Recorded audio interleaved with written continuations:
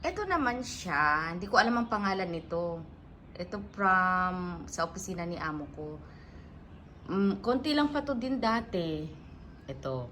Ngayon dumami na siya.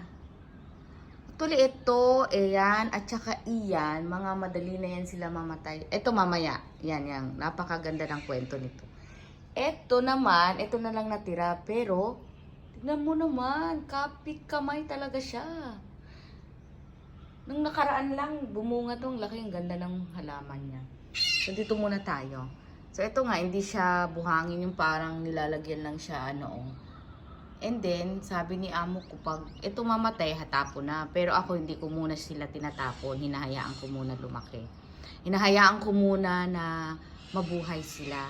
And then, pag nakikita ko na nakangiti na sila, masaya na, ayan, tinatawag ko na, ayan, okay na siya. And then, ito naman, super tagal na din ito. Hindi ko lang alam kung ilang taon na. Ang bagal nitong tumangkad. Kasi ito, hindi siya buhangin, asin ang nasa loob nito. Ayan, see? Dati ang liit-liit pa niyan, ang cute-cute, baby na baby ngayon, para na siyang 1 years old. Diba? Asin at ano lang yan, di yan lagi dinidiligan. Same pa din siya sa dito mga kwento. Pag okay siya, bumunga, okay lang. Pag hindi, na itapo na siya. And then, ito yung bago lang sa amin. Kakabili lang niya sa flower, Teka, Chenetan, na video? Ito. Diba? Ang liliit ng mga niya, ang liliit. Kaya ang ganda niya, ang cute. Binili niya ito doon sa Causeway Bay sa flower show. Hindi pa ako nakapunta doon. Pinaayos lang dito sa akin. Ngayon dyan na siya. And finally this one. Alam nyo ba ito guys? Kung ilang taon ako dito, ganun din siya katagal na dito. Dati ang liit niya niyan. Ang liit niya, ang nipis-nipis. Kala nga nila mamamatay na eh.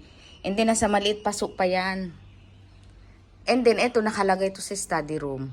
Ngayon, tignan nyo guys. Dambuhala na siya. Ang laki-laki na. And then, maamis ka pa dito is, yung niya, kahoy niya, ano ba tawag doon? Nakalimutan ko tuloy. Ang liit. So ngayon, ang ginagawa niyan, nilalagyan-lagyan lang na para tumayo pa rin siya. At the same time, tignan mo naman. Yung foundation ng kanyang super strong. At ang super ma-amaze ka dito, every year, siguro twice ko na napansin, every Chinese New Year, darating Chinese, bubunga yan siya dyan. Ang ganda ng flower niyan. Pinicturean ko yun, di ko alam kung na-delete ko na ba. So ngayon ang tangkad niya na, di ba? Kaya yan sa mga mahihilig na sa mga halaman, wag nyo agad itapon, hayaan nyo muna sila, mabuhay ulit. Tapos ma-amaze ka na lang. Uy, taon na pala siya. Meron pa yung isa na mas matangkad din. Pero, yun ay talagang inalis na dyan sa na yan. Kasi yung amo ko, pag hinawakan niya yung mga halaman na hindi na yung mabubuhay. Pag give up na siya, bibigay niya na yun sa akin. Ako taga-revive.